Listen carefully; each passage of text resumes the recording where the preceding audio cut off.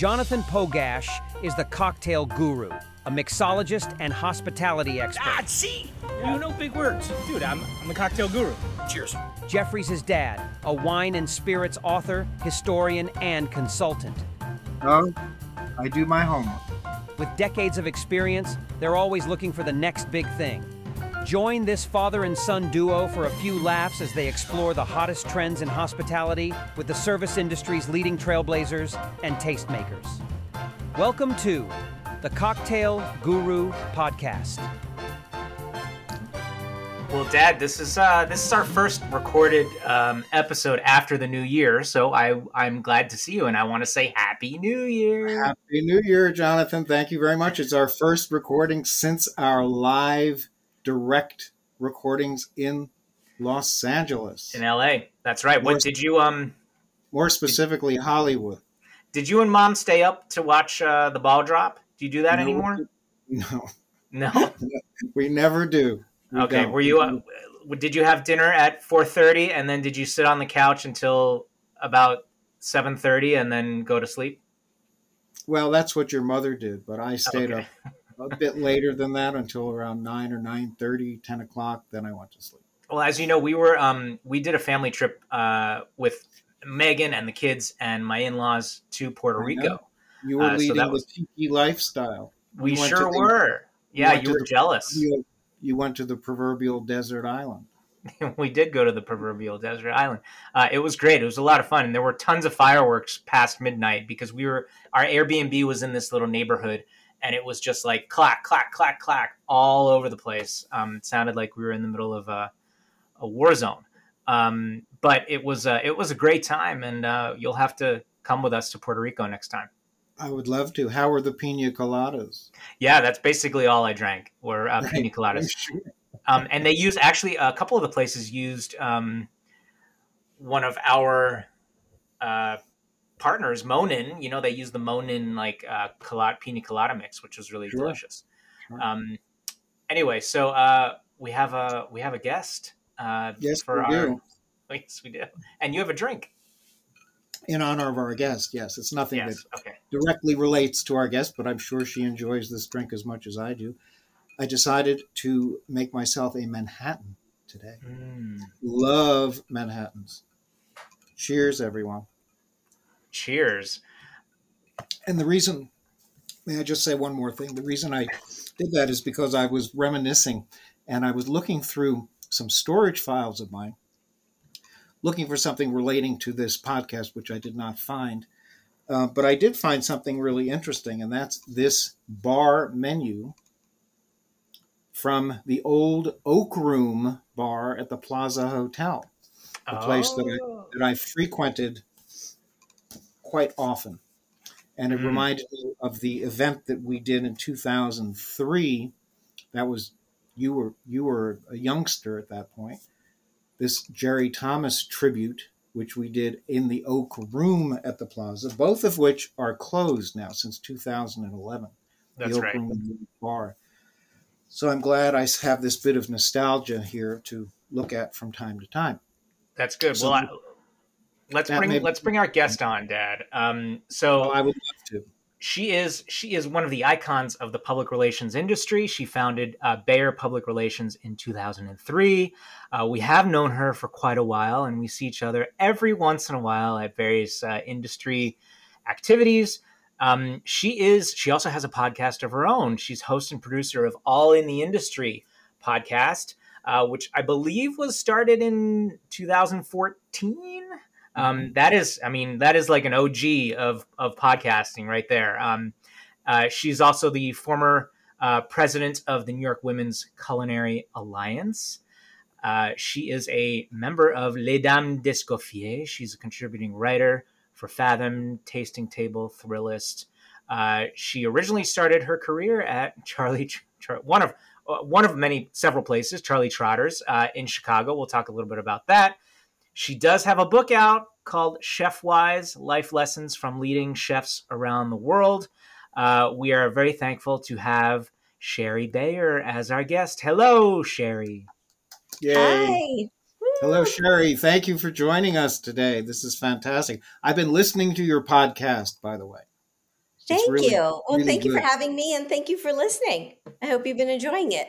I have been enjoying it very much. Sherry, a great we deal. always ask our guests this question: if you were stranded on a desert island, what would be your desert island drink? My desert island drink. I might go with two, being of what you just mentioned about a pina colada. I actually don't drink alcohol, however, so I would Ah, go with a virgin pina colada. Um, okay. Sure. and my second would be just coconut water from a coconut. Like it has to be from a coconut. Oh yeah. Like I would take a whole tree, perhaps, Hmm. on my desert island and have coconuts from coconut water, or Absolutely. coconut water from coconuts. A true tiki drink out of a coconut. Yes. Yes, but that I think those would be my two that I would hydrate on that. I like Mm. that. And I want to actually start with something you just mentioned, which I didn't know, that you don't drink alcohol. And, in an industry where we are in the alcohol industry, was this a choice? Is it fairly new? Have you been sober for a while? And how does it relate to, working in the industry? How does that work out? Yes, I stopped drinking 21 years ago, actually. It's been a while, and I used to drink. I used to enjoy alcohol a lot, but I just, as a lifestyle change, decided to quit, and my life got better after. And I never thought about leaving the hospitality industry because I wasn't drinking alcohol. I never really talked about it that much. I feel like now it's more common for people to be talking about zero proof drinks and lifestyle changes. And I'm comfortable talking about it. I feel it really hasn't affected my role in the industry at all. And even I mean, I've known you for a really long time. I've seen you at tons of food and wine events where the alcohol is a part of the program. I just simply, my other third drink of choice, I would say, or probably my number one choice would be water. I usually walk around with water when I'm at these events. So, but it doesn't, I don't know. I still work with restaurants, chefs, bars, even alcohol brands, and it just hasn't made a difference because I'm just passionate about the hospitality industry and what I do. But yeah, but I don't really, I have not had a Manhattan in a long time. So Well, I didn't know that. I'm sorry, but no, don't be sorry. I mean, I hope I will have another sip. I'm sure it's delicious and I'm glad you're enjoying it. But Mm. that's the thing too. Like, I don't want anyone ever not to drink because I'm not drinking alcohol. Like, that's the one thing that would like not make me happy if people were refraining from it just because I wasn't drinking. Like, I want everyone to do what they're comfortable doing Well, and enjoying. we've interviewed at least two, maybe three bartenders, people who are very much a part of the alcoholic beverage industry who do not drink. So this is not a new topic for us. As a matter of fact, we've devoted Yeah, several episodes to that topic. Yeah. that's good to know. And also, I've noticed, because someone who I dine out quite often and work with a lot of restaurants, but now restaurants and bars are putting thoughtfully crafted non-alcoholic drinks in their cocktail programs, which is not Absolutely. something we saw, I don't think, even like 2 years ago. Like, it's pretty new, but it's pretty common now. Yeah, I don't know if you're noticing that. you have a lot of non-alcoholic spirits out there that sort of mimic the flavor of alcoholic beverages. So you don't have to have a Manhattan; you can have a faux Hatton. No, I don't know. I just made that up. But there are many these non-alcoholic spirits brands. I found that many of them are really good and many of them are really bad. So you really have to. It runs the gamut. You really have to experiment. But it's kind of fun to have all of these new ingredients out there and to have menus that are devoted to non-alcoholic drinks, non-alcoholic cocktails at restaurants that you dine in. Yes, true. Yeah, and that's maybe one of the reasons why you have become so philosophical, Sherry. I've noticed during your podcast you always have words of wisdom, which I appreciate very much. You Oh, you tell us to be our authentic selves, to tell authentic stories, to spread our expertise throughout the world instead of just keeping it all to ourselves, among the other words of wisdom that you have given us all. And all of that is compiled to some extent into your book, Chefwise, because I'm sure the chefs that you interviewed have just as many philosophical ideas and adventures and wild topics to discuss as you have during your podcasts. Yes, there's for every show I tip it off with a PR tip, and since I started in 2014, which is hard to believe, and I didn't realize or know probably that I was going to be doing so many episodes, or I didn't know where it was going to go, but I'm at 374 episodes at this point, Oh and my gosh. every show has a tip. So, and there I try not to repeat. So I go in that direction of a little like more lifestyle type tips and not just straight. I think at the beginning I had a tip like have a great subject line for like, or more specific to PR. But yeah, they're kind of lifestyle tips that I tie in. And yes, my book has a ton of advice from 117 chefs around the world. And there's no recipes in the book. It's a book really on advice. And I think it's an inspirational book for anyone. It doesn't have to necessarily be for people in the culinary or hospitality world, or it's certainly good, or I think would be a great book for young people thinking about getting into the industry and thinking about being a chef or restaurateur. But I think the advice in the book could apply to anyone in any career. So kind of like my tip. And, How and could you get 117 chefs to be involved in this project? It's amazing. The goal was 100, and with my outreach, I landed with 117. I mean, the reason the book came about, or the reason I, got this publishing opportunity with Fiden to do a chef advice book was that I do have a lot of relationships with chefs, and I've traveled around the world and gone to many of the restaurants that are in the book, not to say all of them that I would like to go. That's on my mission to now go around the world and go to all the restaurants in my book of the chefs who are in the book. But yeah, no, I just did a lot of outreach, and chefs were pretty eager to be a part of it. And I think they did have a lot to say, and they were excited about contributing. So, but that was like putting this book together. I think half of it, the first half was the outreach and getting the responses. And then the second half was making sense of it and putting it into a book form. Chefs are notoriously hard to pin down, are they not? Well, I work with them, so I went in it knowing that. Yeah. Yes, I'm sure. And I think the general public in the last 8 to 10 years has really been super interested in what, not that they weren't before, but especially now, what chefs have to say, and the chef's specific lifestyle and work habit. TV shows like The Bear and obviously Anthony Bourdain's influence, I think, has grown that. Is there any advice that chefs have given that assist with, understanding the lifestyle of a chef and understanding the mental, capacity or lack of capacity that could happen working in a kitchen? Absolutely. There's 14 chapters in the book, and one of the chapters is work-life balance, which I don't think if I was working on the book probably 10, 15 years ago, or maybe even back in my days at Charlie Trotter's in 1996 and 7, I don't know if that would have been a chapter we would be talking about, but I thought it was important to ask chefs about that and what that means. In a lot of the chefs in the book are restaurateurs beyond being chefs, and maybe have multiple restaurants.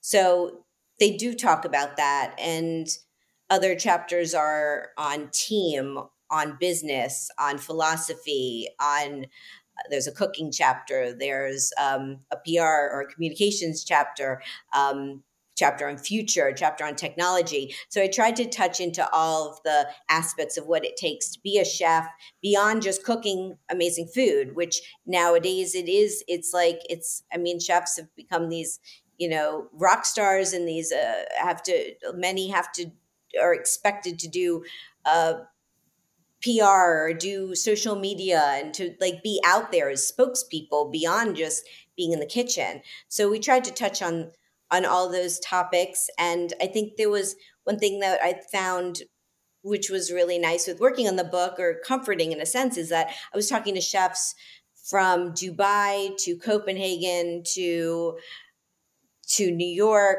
to Singapore, all over the world. And there was a common thread sometimes in what they were saying about the importance of teamwork or what work-life balance means to them. So, and this is the book. I don't know if you've seen it. Mm-hmm. Yes. But this is my one special copy I have that I travel a lot, and I've been going to awards events like the World's 50 Best in Valencia, and I've been carrying this one around and getting the chefs to sign it. This is Massimo Bottura, and I mean, it got a little messy in the front with people signing on, but I try to find their page in the book and get them to sign it. So we'll see. I think I have about 30 signatures at this point.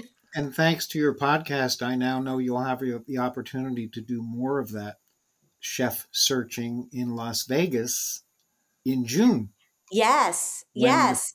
When that organization, 50 World's Best, has its award ceremony and reunion in the great city of Las Vegas. Yeah, it's a big thing. They're bringing it. Yeah, it's in June. It will be in Las Vegas. This last year was in Valencia, and they pick spots around the world. And so I think it's going to be, planning to go, and I think it will be really exciting. Yeah, after I heard your podcast, I thought that maybe I would go too. I would love to. You should. I'm way overdue for a trip to Las Vegas. Dad, yes, I could see that this was yeah. So I've worked in many restaurants since I was 16 years old, and working with chefs can oftentimes be challenging because there are different personality types with chefs, and what I've found is the ones that I learn from the most are the ones that are not jerks. And there's definitely a lot of stress, a lot of drama, elevated voices, people fighting with each other in kitchens, just because it's a stressful job. It really is. But have you found that there is kind of a sweet spot when it comes to a chef, their attitude in the kitchen, and how successful they are? I'm not sure I understand the question. Mm-hmm. Like their drive, or like they have to be. Their personalities, I think. Yeah. What type of personality seems to be the most successful in the kitchen? I think people who are driven are successful, and also are more likely to be. I think about being a chef is that it's hard. It's a hard career to be a chef and restaurateur. And I don't think anyone in the book said it was easy. I think everyone gets into it because they're passionate about it. And it's kind of like what they have to do. Like, this is what I have to do. And this is where I want to be. And the adrenaline of of service and being in the kitchen and working with people and working with food and working with your hands and being in service. I mean, I think that all it attracts us. I think certain people just, they have to do it. Like, it's their passion, like what they need to do as far as a career. And that's why they do it, because I think there's a lot of easier jobs or things that people could do, or easier ways to make a paycheck too. The margins are really tight with restaurants, and it's a difficult industry, but I think it's passion that I would say drives people the most to do what they do and be successful. And as I mentioned before, it's like beyond cooking great food. I mean, all the other things now that you're kind of expected to do as a chef, with, let's say, social media or just PR opportunities, or just your team, making sure your team is well taken care of, and like making it's like it's your family, and you spend so much time with this group of people that I think you have to really be passionate about it and committed. And the chefs in the book, I think, talked a lot about, they were honest about mistakes they've made, failures, and nothing. I don't think anyone was an overnight success. I think it took a lot of time to get to where they are today, from a Massimo Bottura or an Eric Ripert or Dominique Crenn or Jeremy Okoye. And I mean, these chefs around the world, they're passionate, and they paid their dues as well. So I think they talk about that in the book. And so what about moving from, working in a restaurant like Charlie Trotter's, you were saying, 1996, 97, and then continuing on and starting a public relations firm, and also the time in between? What was that transition like?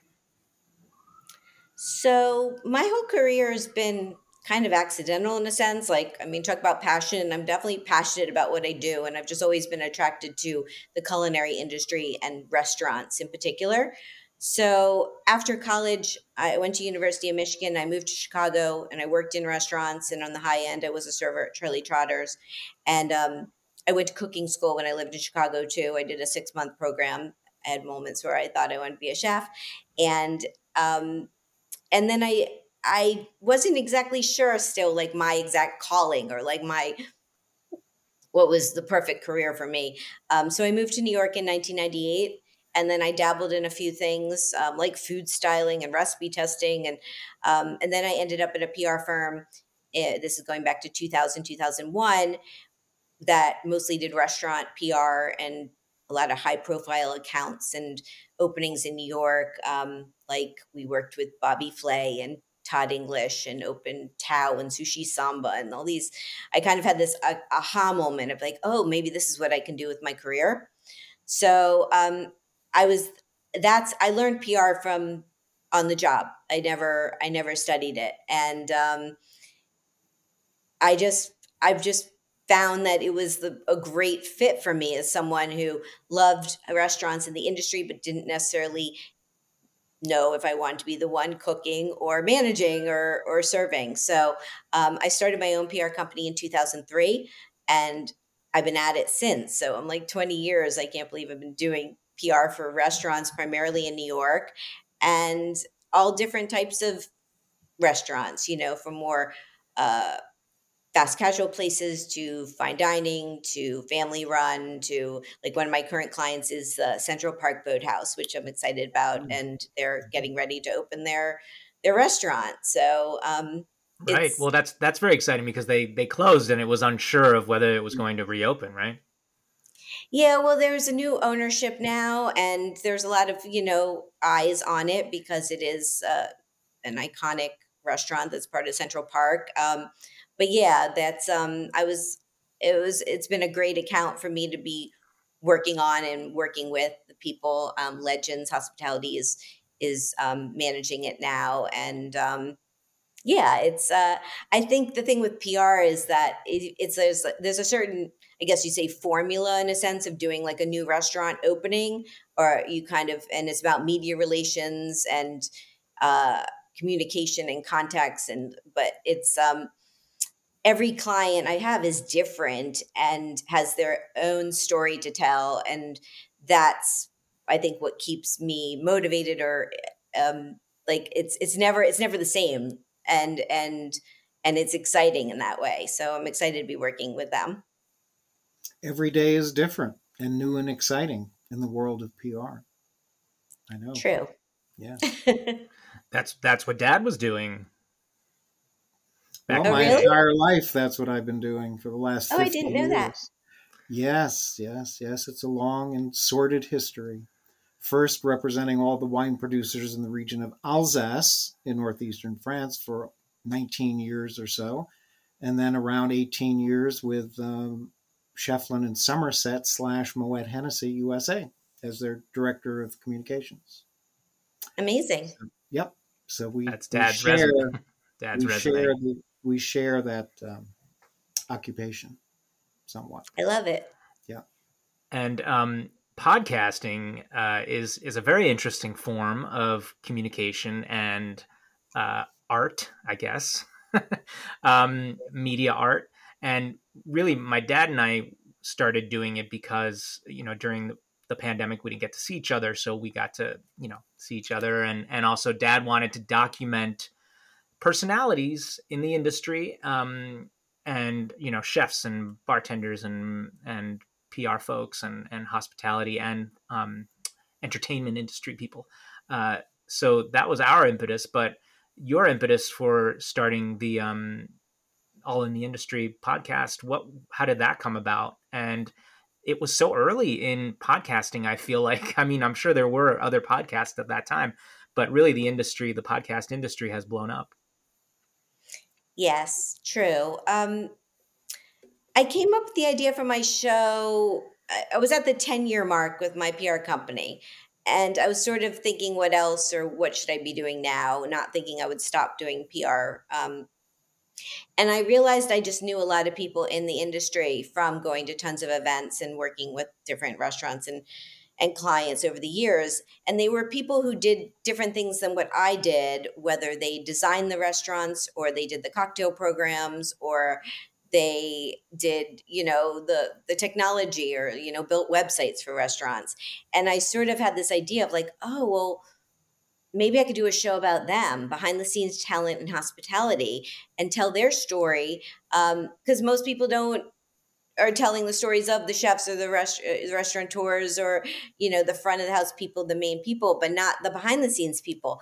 So that's kind of how it came about. And I didn't have any podcasting experience. I reached out to Heritage Radio Network about possibly joining their network with my podcast. And Heritage had actually been around for 5 years before I came in. But it was a little, I guess, looser in the way they were doing programming at the beginning. But our studio is still in the backyard of Roberta's in Bushwick, Brooklyn. And so I pitched them an idea for a show, and I got a show after doing a couple of trials. And I would go out every week, Wednesdays at 4:00 to Bushwick in the backyard of Roberta's in our shipping containers and do interviews. And it was live. The pandemic changed the live aspect. We started doing more remote interviews like this using programs like Zencastr and talking to people through the computer. But when I first started, or are we like how many years? 6 years of the show, I was doing the show all live. So I still record my shows like they're live, maybe some minor editing, but it's really more of a raw conversation with people. And I just keep going with it because I love talking to people and hearing their stories and finding out what they do, and their stories inspiring other people.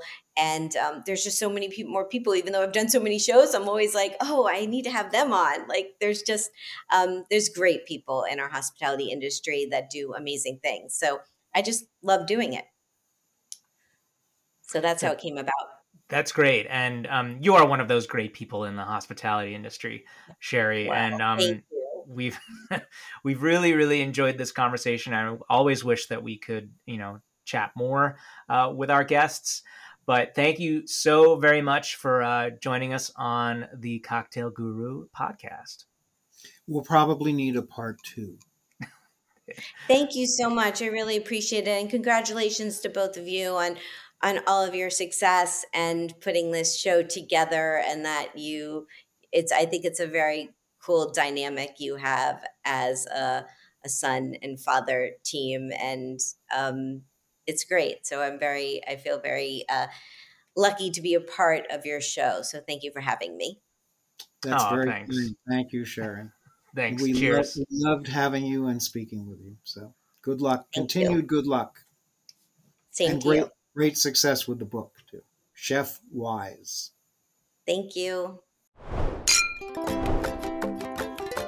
Tipple Time is brought to you in part by Libertine Social and Cierto Tequila.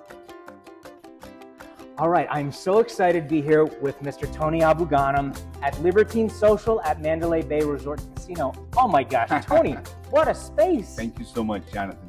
And you all may recognize Tony from the episode that he did for the Cocktail Guru podcast. And I brought him on for a very special Tipple Time episode segment here. We're going to do a little comparative tequila tasting and then make a drink. Beautiful. Well, I've got the perfect vessel. This is the TAG Global Spirits Awards Universal Spirit Glass that we designed. And it's that's a beautiful glass, Tony. Thank you. Well, let's test it out. Okay. So I'm going to give you the Cierto Extra Añejo, and I'm going to pour a little bit of the, what am I pouring here? The Reposado. Okay. Okay. You want to put about an ounce in this glass. Oh, see, I didn't put enough. Yeah. An ounce is about the perfect amount in this glass. Okay. To be able to taste and evaluate, as well as to have enough for the two-sip method that I prefer. Oh, the two-sip method. Okay. Yes. So we've got the Repo on the right and the Extra Añejo on the left here. So let's start with that. Show me what to do here. Okay, with this glass, you want to get your nose in there, but these are 40% alcohol. What I recommend is you open your mouth and you try to breathe equally between your mouth and your nose so we aerate the tequila over the olfactory. Okay. And just tell me what you get. I get vanilla and spice. That's coming from, I wonder how long in oak, because I get it. 11 months. So yeah, so right on the top for a 11 Repo. months in French oak. Oh yeah, so vanilla and oak. Some dried fruit, dried berries, cinnamon, baking spices. All the baking spices. Yeah. And I'm still getting roasted agave. And that's the beauty of Reposado is you get those barrel notes, but you also get the agave. And this is well made. Exactly. Yeah, it is. All right, now what I like to do when we taste is the first sip I just want to use as mouthwash. Okay. So. Do you swish? Mm-hmm. And then we go back in. Oh. Excuse me, but the Las Vegas weather is making my lips very, very dry. And it is a tad excruciating because it burns, but I'll push through. But it's such a good burn. All right, now we go back in a second time, take a little sip, again, coat the palate, realize how it feels on the palate, the viscosity, the mouthfeel. Then swallow, and then breathe in like you're doing yoga. Comes down into your chest like a hug on the inside. Ooh, yes. Yummy. I'm gonna go do a downward dog right now. All right, I want you to try something, John. Oh, okay. That was the Repo, right? Yes. Okay, keep your glass of Repo. Hand me the bottle. Now, how important is the glass in tasting and evaluating spirits? Well, I'm going to pour the same tequila in this rocks glass and a little bit more in your TAG Global Spirits glass.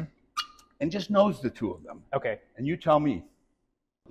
So, okay, this is your glass. I barely get anything in this. It gets so muted, right? Yes. I did this experiment, and they couldn't believe that it was the same spirit in both glasses. That's amazing. I don't know if I've ever done this experiment before, Tony. It's really... And so if you're trying to sell me a spirit, or we're trying to evaluate your spirit, you want it to show in the best possible light, and starts with the proper glass. Yes, it does. So it also helps if you have a beautiful tequila in that glass. It's absolutely true. We also have the Extra Añejo. I want to give this a little bit of a try. Yep. All right. So if we're doing your method, we're nosing and gathering the characteristics in our brain. Yep. Okay. Wow. That's almost. Those are some deeper. Wow. Those are some deeper dark chocolate, deeper oak, and kind of. Almost dark chocolate, like some almond, tobacco. Yep. Leather. A little bit of funk in there. A little bit of funk, yeah. Is this a Valley agave? Smells like it. Well, we're gonna put whatever. We're gonna put what it is right below us. Okay, let me get a little. Remember, you got to rinse first. Okay, I rinsed. Now I will taste. We go back in and taste.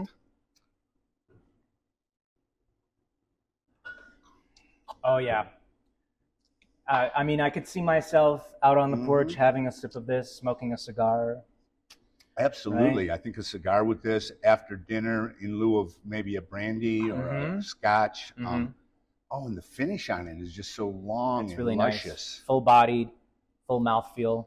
And the beautiful thing is you still get the agave. Even in an extra añejo, the oak hasn't completely dominated the agave. Lovely. Would you use this in a cocktail?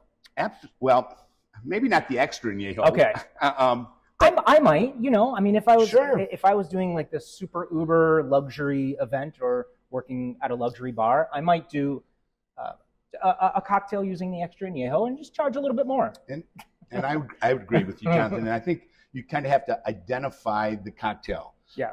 For me, when I'm making a Paloma, I love to use a Reposado. Mm-hmm. When I'm making my margarita, I love a Blanco. Yeah. Something like this extra añejo, I'm thinking tree fruits like apple or pear, or maybe those flavors. But sure, I mean, if I had your money, I'd burn mine. So go for the extra añejo. Excuse me. I mean, you know, must be nice to have that. Cheers, Tony. Thanks for joining us at Tipple Time and the Cocktail Guru podcast. And we'll see you next time. Cheers. Cheers. Happiness. Tipple Time is brought to you in part by Libertine Social and Cierto Tequila.